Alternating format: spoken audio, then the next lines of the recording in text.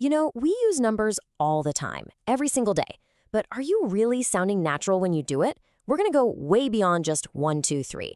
I'm talking about the real phrases that native speakers use, the stuff that's going to make your English sound instantly more fluent. Let's dive in.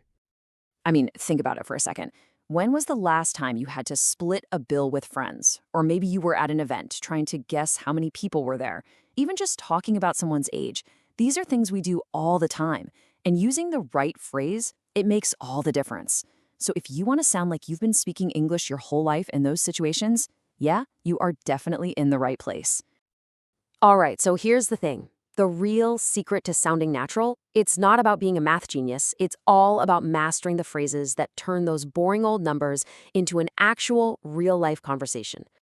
Okay, let's kick things off with a scenario that I know you've been in. Picture this. You're at a cafe, you've had an awesome time with your friends, and then the bill arrives. So what's the most natural way to talk about figuring out who owes what? So the very first thing you've got to do is get the total, right? The phrase you're looking for is add up.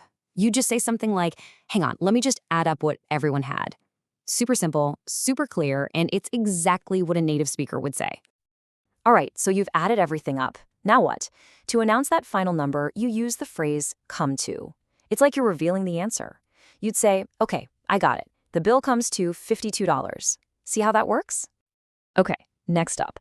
Let's say your friend is feeling generous and throws down a $100 bill. You need to figure out their change, which means you got to subtract. The phrase for that is take away. So in your head, you'd be like, okay, 100, take away 52. That leaves $48 in change. And to wrap it all up, when you want to give that final grand total, maybe with the tip included, you can use the phrase in all. It's the perfect way to summarize everything. Something like, so in all, our lunch was $60. Done. All right, so that was all about being precise, right? Calculating down to the last cent. But what about when you can't be precise? Let's switch gears. Imagine you're at a crowded event, a concert or something. You look around and think, wow, how many people are actually here? You can't count them all. This is where the art of guessing comes in. So when you don't have that exact number, your new best friend is the phrase roundabout. It just means approximately or around. So you could glance around and say, I'm not sure, but I'd say there are around about 300 people here. It's the perfect way to make a guess sound natural.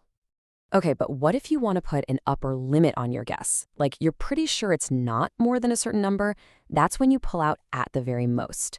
This phrase is awesome because it tells people you're setting a maximum. For example, there are 100 people in this room at the very most. That means it's probably less, but definitely not more. Now, this is where it gets a little nuanced, but it's super useful. You've got quite a few and dozens of. They both basically mean a lot, but they feel different. Think of quite a few as a solid number. Like, yeah, there were quite a few people there. It's good. But dozens of, that's like the next level up. It adds emphasis. It paints a bigger picture. If dozens of people come to your party, you're going to need more snacks. It's a real success.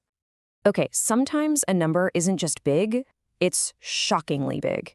You know that feeling of, whoa, I can't believe it. Well, you want a phrase that carries that same surprise. And trust me, there's a perfect one for the job. And that phrase is as many as. Listen to the difference. Saying there were 500 people is just a fact. But saying there were as many as 500 people at the concert, see, it completely changes the tone. It's not just a number anymore. It's a statement of shock and surprise. It screams that 500 was way more than anyone expected. Okay, so we've done exact math and we've done guessing. But what about the actual physical action of counting things, like one by one? Yup, you guessed it. English has some great phrases for that too. You know when you see a cashier take bills and place them on the counter one by one as they count? That specific action is called counting out. They're literally counting it out for you to see. So they'd say, let me just count out your change. It's a verb you can almost see. Oh man, and this next one, we have all been there. You're counting a big stack of something, you're in the zone, and then someone taps you on the shoulder and asks a question, and poof, it's gone. You have no idea what number you are on. That incredibly frustrating moment, that's called losing count. Ugh, I was halfway through counting the coins and someone interrupted me, so I totally lost count. All right, for our last section, let's get into a really important social skill. Let's talk about age. Because, just stating someone's exact age can feel a little direct, a little blunt.